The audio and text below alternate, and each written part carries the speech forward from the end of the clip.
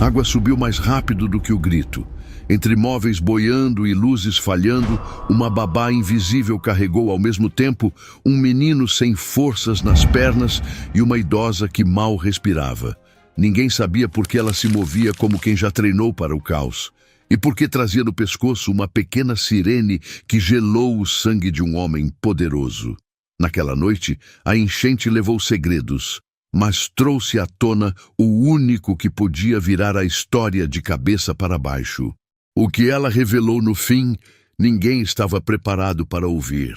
Antes da gente começar essa história cheia de coragem, segredos e reviravoltas, me conta aqui nos comentários. Que horas são aí?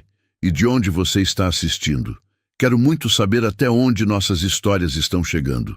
E já aproveita para curtir o vídeo, compartilhar com alguém que você ama e se inscrever aqui no canal, porque todos os dias trazemos histórias que emocionam, inspiram e fazem a gente acreditar que ainda existem pessoas boas no mundo. Agora respira fundo, porque o que você vai ouvir hoje vai te arrepiar do começo ao fim. O céu desabava sem trégua. Em menos de uma hora, as ruas do condomínio de luxo pareciam rios enfurecidos. Dentro da mansão Torres, o pânico se misturava com a arrogância. Gritos, ordens e celulares filmando o caos como se likes pudessem salvar vidas. No meio disso, Helena, a babá de uniforme azul gasto, corria sozinha entre corredores alagados, tentando erguer móveis e proteger o pequeno Léo, o filho deficiente do milionário. "Fica calma, menina, não vai dar nada", zombou uma das funcionárias, já subindo as escadas. Mas Helena via a água subindo pelas tomadas, sentia a vibração da correnteza forçando as portas e sabia que, em minutos, o térreo seria uma armadilha mortal. O gerador chiava, o portão travara e os alarmes tocavam em desespero. O pai de Léo, preso no trânsito, gritava pelo viva-voz: "Espere o resgate!" Só que não havia tempo para esperar ninguém. A cadeira de Léo começou a afundar. As rodas presas na lama que invadia o piso de mármore.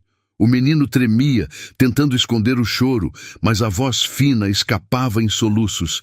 "Helena, eu tô com medo."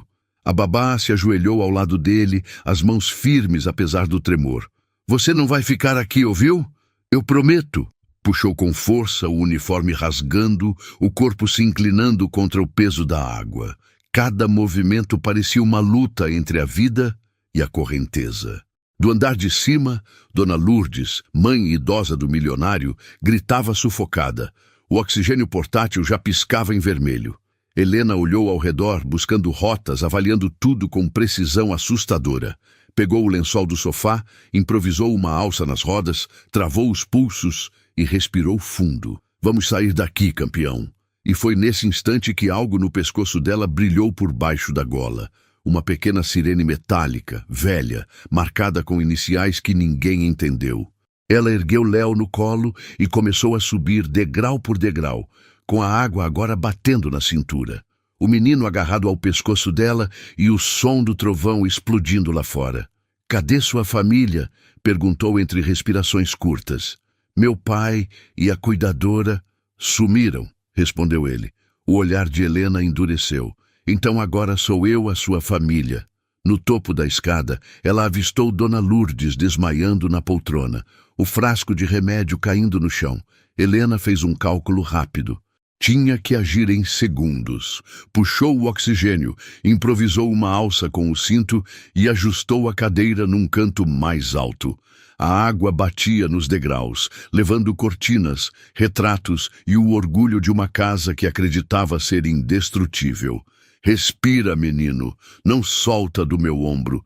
A gente ainda não acabou, mas o pior ainda estava por vir." Horas antes da tragédia, a mansão fervia em ostentação. Havia festa, taças e gargalhadas. Helena circulava invisível, recolhendo copos, limpando migalhas, ouvindo comentários venenosos sobre sua roupa simples e o cheiro de produto de limpeza que carregava. "Essa babá é boa para esfregar chão, não para cuidar de gente", dissera uma das convidadas. Ela abaixou a cabeça, mas guardou cada palavra como faca no peito.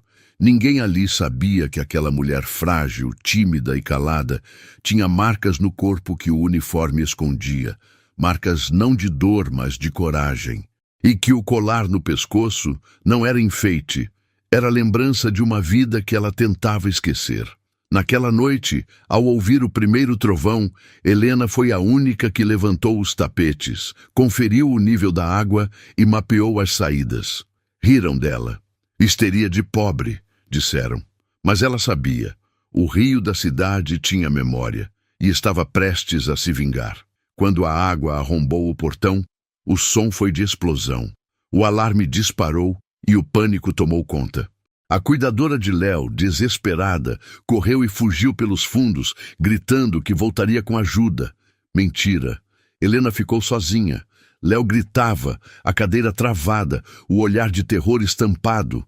A mãe do milionário chamava por socorro do andar de cima, e ela, encharcada, com o corpo tremendo de frio, começou a agir como quem já viveu aquele cenário antes. Calma, garoto, eu sei o que fazer.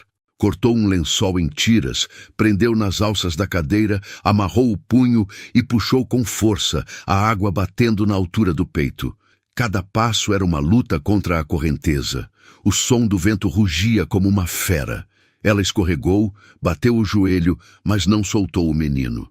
E ao alcançar o patamar da escada, olhou para cima e viu a idosa desmaiada, o tubo de oxigênio desligado. O coração dela gelou. Helena fechou os olhos por um instante, respirou e sussurrou. Não de novo. Era como se falasse com um fantasma. Subiu carregando Léo nos ombros e atravessou o corredor que mais parecia um rio. Segura firme, Léo, não me solta. A cada degrau, uma lembrança latejava. A sirene metálica balançava em seu pescoço, batendo no peito, lembrando quem ela já fora. Na sala, o quadro antigo do patriarca caiu e se quebrou em dois. E por um segundo, ela viu na imagem rachada o mesmo emblema que trazia no colar. Por que aquele símbolo estava ali? Pensou. Mas não teve tempo de questionar. Dona Lourdes estava inconsciente, a pele pálida, o pulso fraco. Helena improvisou uma maca com o lençol molhado e amarrou o corpo da idosa às costas. Vamos sair daqui, senhora. O resto eu explico depois. Só que, naquele instante, um estrondo fez o teto rachar, e ela percebeu que a casa inteira estava prestes a ceder. Enquanto lutava contra a correnteza, Helena ouvia ecos do passado que ela havia enterrado. Você é muito pequena para salvar alguém, gritava uma voz antiga em sua mente. Outra lembrança, mais dolorosa. O som de um rádio chiando, uma criança presa no telhado, e ela gritando o nome de um homem que nunca mais respondeu. Era o dia em que jurou nunca mais vestir um colete de resgate. O dia em que se despediu da vida de bombeira civil voluntária. E agora, naquele mesmo tipo de enchente, o destino a obrigava a reviver o que tentou apagar. No meio da luta, Léo olhou para o colar que balançava em seu peito. O que é isso, Helena? Ela engoliu em seco. Era do meu pai. Ele liderava uma equipe de resgate. Eu aprendi com ele, antes de tudo desabar. A voz falhou. Mas esse símbolo, esse mesmo está na parede do escritório do meu pai, exclamou o menino. O coração dela parou por um segundo. O quê? Quando finalmente chegaram ao segundo andar, Helena deitou Léo e a idosa em uma cama improvisada. As paredes tremiam. Pela janela, ela viu vizinhos gritando, pessoas sendo levadas pela água. Preciso voltar para ajudar os outros. Não, gritou Léo. Você já fez demais. Demais é deixar alguém morrer, garoto. Antes de sair, pegou o colar, beijou a sirene metálica e prendeu de novo no pescoço. Esse som aqui já salvou muita gente, talvez salve de novo. Ao puxar a janela, uma lembrança a atingiu com força. 7 anos atrás, a mesma sirene ecoou numa enchente parecida. Um resgate falho. Um menino que ela não conseguiu alcançar. Um homem que gritou seu nome e desapareceu nas águas. Desde então, ela viveu com a culpa. Trabalhou como doméstica, fugiu de cidade em cidade, tentando ser ninguém. Até hoje. Mas o destino tem ironia. O pai do menino que ela não conseguiu salvar naquela noite era o mesmo milionário que agora tinha seu filho e sua mãe nos braços dela. Quando a porta estourou e o homem entrou, encharcado e em pânico, Helena paralisou. "Cadê meu filho? Cadê minha mãe?" "Aqui!" gritou ela. Ele se aproximou ofegante e então viu o colar. A sirene antiga, o símbolo gravado com as iniciais AM. Ricardo caiu de joelhos. "Meu Deus! Você é a filha do Antônio Medeiros?" Helena congelou. Como o senhor sabe o nome do meu pai?" Ricardo respirou fundo. "Porque ele me salvou. E morreu salvando o meu filho." A água batia no joelho, o trovão explodia lá fora. E o passado, enfim, veio à tona. O que Ricardo revelou a seguir mudaria tudo e faria a babá perceber que o destino dela sempre esteve amarrado àquela família. Ricardo, o bilionário, mal conseguia falar. "Seu pai foi o herói daquela noite. Ele tirou meu filho das águas, mas voltou para buscar minha esposa e nunca mais voltou." Helena o fitou incrédula. "Então, foi ele?" "Sim. E o colar que você usa foi o último sinal que o rádio registrou antes de cair o telhado. Eu reconheceria esse som em qualquer lugar." E as lágrimas se misturavam à chuva. "E eu culpei a pessoa errada", disse ele. "Culpei a voluntária que não salvou os dois. E essa pessoa era você." Helena baixou os olhos. "A culpa nunca foi sua", ele disse. "Mas o medo foi." Ela engoliu em seco. "Eu só queria ser esquecida. Mas o destino não esquece heróis." Enquanto conversavam, um estrondo fez o piso ceder. O quarto desabou parcialmente, abrindo um buraco que revelava o andar inferior tomado pela água. Helena empurrou Ricardo e Léo para o canto, o corpo da idosa tremendo de frio. A água voltava a subir. "Precisamos sair agora!" gritou ela. Helena improvisou uma corda com lençóis, amarrou na varanda e começou a descer com o menino amarrado ao peito. A correnteza rugia, os relâmpagos rasgavam o céu e ela se movia com a precisão de quem já resgatou 100 vidas. "Você faz isso como se tivesse nascido para isso", disse Ricardo. "Talvez eu tenha", respondeu ela. Ao pisar na rua alagada, Helena viu vizinhos presos nos telhados. "Tem crianças lá", gritou alguém. Ela não hesitou. "Vou buscá-las." "Você não vai sozinha", respondeu Ricardo. "Se eu aprendi algo com você, é que coragem também se divide." A sirene piscou em seu peito.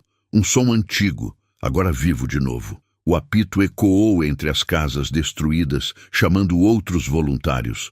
E pela primeira vez, aquela mansão que um dia a tratou como ninguém se uniu sob o comando de quem nunca foi vista. Mas no meio do resgate, um novo perigo se aproximava, e dessa vez era a vida de Helena que estava por um fio. A correnteza arrastou um carro. O impacto fez Helena cair de costas. O colar soltou do pescoço e sumiu sob a água barrenta. Ricardo pulou sem pensar, mergulhando atrás dela. Léo gritava de cima do caminhão de resgate: "Pai! A babá!" Mas Helena não lutava contra a água, nadava dentro dela, como se cada movimento seguisse uma coreografia antiga. "Âncora no solo, braço por cima, corta a corrente", lembrava das palavras do pai. Emergiu com força, tossindo. Ricardo a alcançou, puxando para o caminhão. "Você é maluca!" "Sou viva", respondeu ela, arfando. No punho dele brilhava algo. Era a sirene. Ele havia recuperado. "Achei isso antes de te achar", disse. "Acho que o universo devolve o que pertence ao bem." Com todos salvos e o nível da água baixando, sirenes oficiais chegaram tarde demais. Jornalistas, drones, flashes. "Quem salvou todos?" perguntaram. Ricardo se colocou à frente. "Uma mulher que o mundo fingiu não ver. Uma babá que provou que heróis não usam terno." Helena, envergonhada, tentava sair de cena, mas a mãe dele a segurou pela mão. "Fica, minha filha. Você salvou o que eu tinha de mais precioso." E diante de todos, a idosa beijou o rosto dela. As câmeras captaram o momento e o colar nas mãos de Ricardo. No dia seguinte, a imagem rodava o país com a manchete: "Babá anônima salva família de bilionário durante enchente devastadora." Mas o verdadeiro clímax veio à noite, quando Ricardo foi até o quarto onde ela descansava e disse: "Descobri algo mais. Seu pai deixou um relatório. O último nome de voluntário listado era o seu, e a anotação dizia: ela é mais forte do que eu." Helena chorou pela primeira vez em anos. Ele sabia. Sabia, respondeu Ricardo. E agora o mundo vai saber também. Mas o destino ainda guardava uma última virada, uma revelação que transformaria culpa em renascimento. Meses depois, a cidade ainda se reerguia. Na sede da nova Fundação Medeiros Torres, Helena apareceu pela primeira vez sem uniforme. Rosto limpo, olhar sereno. A imprensa a esperava, mas ela parecia outra. "Eu não sou heroína", disse ao microfone. "Sou uma mulher que errou, que fugiu e que um dia decidiu não fugir mais." Contou sobre o passado, sobre o pai, sobre o resgate de 7 anos atrás. Contou que viveu com culpa, mas que naquela enchente, quando olhou para o filho e a mãe do homem que a condenou, entendeu que a vida estava lhe dando uma segunda chance. E quando a gente tem a chance de salvar alguém, salva, mesmo que ninguém veja. Ricardo criou um fundo de treinamento para mulheres resgatistas em comunidades de risco, batizado com o nome do pai dela. Dona Lourdes passou a ser madrinha do projeto. E Léo, agora reabilitado e estudando engenharia mecânica, projetava novos modelos de cadeiras anfíbias, inspiradas em quem o tirou da água. Nas paredes da fundação, uma foto. Helena e seu pai, lado a lado, com a frase: "Coragem é ver quando ninguém quer olhar." Na cena final, a chuva voltava a cair. Helena observava pela janela, segurando o colar. Léo se aproximou. "Tá com medo da chuva?" "Não, tô esperando alguém precisar." Ele sorriu. "E se ninguém precisar?" Ela respondeu com serenidade. "Então é sinal de que a gente fez direito." A câmera se afastava, mostrando o reflexo da sirene piscando. E a narração final dizia: "Heróis de verdade não aparecem nas manchetes. Eles aparecem quando a água sobe. E às vezes, a pessoa que você mais subestimou é quem vai te ensinar a nadar. Família não é sangue, é escolha. Coragem não é ausência de medo, é amor em movimento. E o bem sempre volta, até na enchente. E aí, me conta nos comentários. O que você teria feito no lugar da Helena? Já viveu algo que te provou que o bem sempre volta? Quero muito ler a sua história. Se essa história te tocou, deixa o like, compartilha com quem você ama e se inscreve no canal para continuar acompanhando histórias reais de superação, empatia e segundas chances. E lembra, cada vez que você interage, o YouTube mostra esse vídeo para mais pessoas e a gente espalha juntos a mensagem de que a bondade ainda existe. Agora, comenta aqui embaixo com uma palavra que resuma o que você sentiu assistindo. Quero ver quantos corações essa história alcança hoje.